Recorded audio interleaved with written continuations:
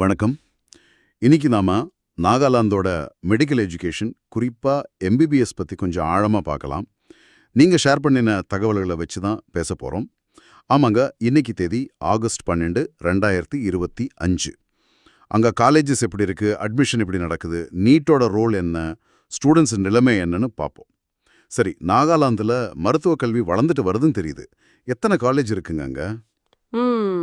இப்போதைக்கு கிடைச்ச தகவல் படி நாகாலாந்துல ஒரே ஒரு அரசு மருத்துவக் கல்லூரி தாங்க இருக்கு.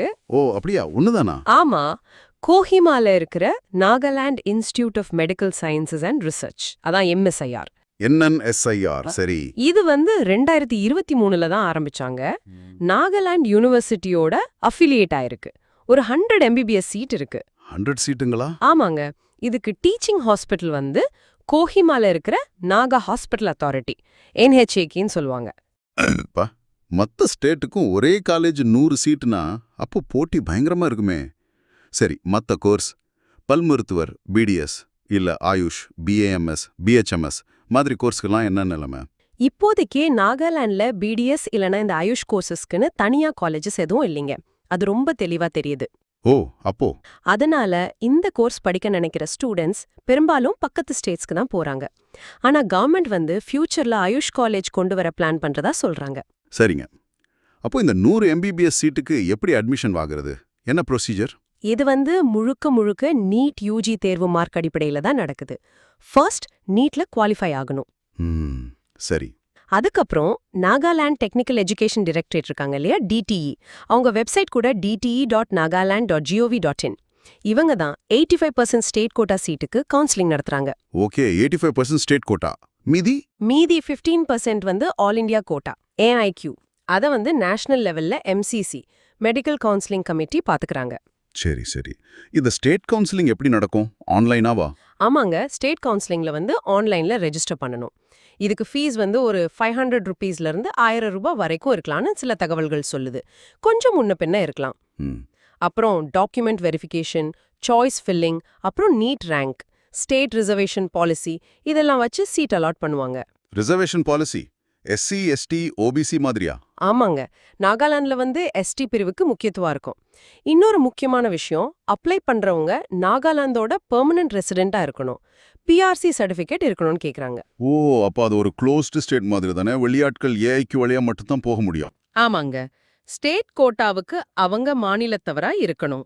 தகுதிக்கு 10+2ல பிசிக்ஸ், கெமிஸ்ட்ரி, பயாலஜி இல்லனா பயோடெக்னாலஜி அப்புறம் இங்கிலீஷ் படிச்சிருக்கணும். மினிமம் மார்க்ஸ் வேணும். ஜெனரலுக்கு 50%, PWDனா 45%, SC STனா 40%. வயசும் 17க்கு மேல இருக்கணும். சரி, நீட் பெர்ஃபார்மன்ஸ் பத்தி சொல்லுங்களேன். நாகாலாந்து ஸ்டூடெண்ட்ஸ் எப்படி பண்றாங்க? ரேங்கிங், கட் ஆஃப், இது பத்தி ஏதாவது தகவல் இருக்கா? இப்போ லேட்டஸ்டா நடந்த நீட் UG 2025 ரிசல்ட்ல மானியதா ஜெயின் ஒரு ஸ்டூடெண்ட் நாகாலாந்து ஸ்டேட் டாப்பரா வந்திருக்காங்கன்னு தகவல் இருக்கு. ஓ, கிரேட். நேஷனல் லெவல்ல குவாலிஃபையிங் மார்க்ஸ் பாத்தீங்கன்னா இந்த வருஷம் ஜெனரல் EWSக்கு 686ல இருந்து 144 வரைக்கும், OBC SC STக்கு 143ல இருந்து 113 வரைக்கும். சரி, ஸ்டேட் கோட்டால சீட் கிடைக்க நாகாலாந்துல கட் ஆஃப் எப்படி இருக்கும் போன வருஷத்தோட ஒப்பிடும்போதோ? அது ஒரு இன்ட்ரெஸ்டிங்கான விஷயம். சில கணிப்புகள் என்ன சொல்லுதுன்னா, போன வருஷங்களோட குறிப்பா 2024, 2025 கம்பேர் பண்ணும்போது 2025க்கு கட் ஆஃப் கொஞ்சம் குறையலான்னு. அப்படியா? ஏன்? ஒரு உதாரணத்துக்கு ஜெனரல் ST கேட்டகரிக்கு 2024ல கட் ஆஃப் 385ஆ இருந்துச்சாம். ஆனா 2025ல அது ஒரு 320, 330 ரேஞ்ச்ல இருக்கலான்னு ஒரு கணிப்பு சொல்லுது.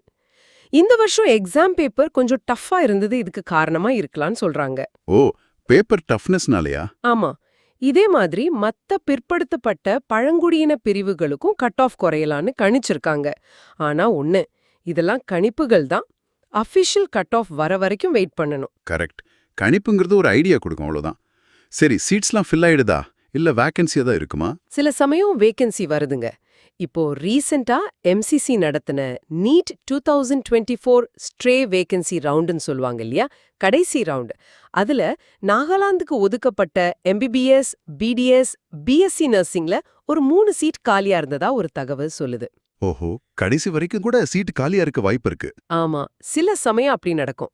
அப்போ சுருக்கமா சொல்லணும்னா நாகாலாந்துல NIMSRனு ஒரே ஒரு மெடிக்கல் காலேஜ் 100 MBBS சீட்டு அட்மிஷன் நீட் மார்க் வச்சு DT ஸ்டேட் கவுன்சிலிங் நடத்துறாங்க. அங்கேயே குடியிருக்கிறவங்களா இருக்கணும். BDS ஆயுஷ் காலேஜ் இப்போதைக்கு இல்ல. கட் ஆஃப் இந்த வருஷம் கொஞ்சம் குறையலான்னு ஒரு கணிப்பு இருக்கு. ஆமாங்க, கரெக்டா சொன்னீங்க. இங்க முக்கியமா பார்க்க வேண்டியது மெடிக்கல் எஜுகேஷன்ல நாகாலாந்து இப்போதான் வளர்ந்துட்டு வருது. மத்த ஸ்டேட்ஸோட கம்பேர் பண்ணா வாய்ப்பு கம்மி தான். ஆனாலும் NIMSR ஆரம்பிச்சதே ஒரு பெரிய ஸ்டெப் தான். சரிங்க. இப்போ இத கேட்டுட்டு இருக்கிற உங்களுக்காக ஒரு கேள்வி.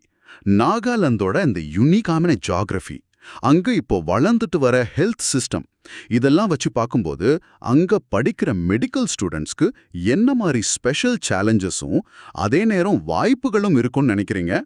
இது உங்க சோர்ஸ்ல இல்லாம இருக்கலாம். ஆனா யோசிச்சு பாருங்க, இது அவங்களோட ட்ரைனிங்கையும் ஃபியூச்சர் கரியரையும் எப்படி ஷேப் பண்ணும்? உங்ககிட்ட கிடைச்ச தகவல்களை வச்சு நாம பண்ண இந்த அலசல் இத்தோட முடியுது. இது உங்களுக்கு யூஸ்ஃபுல்லா இருந்திருக்கும்னு நம்புறோம்.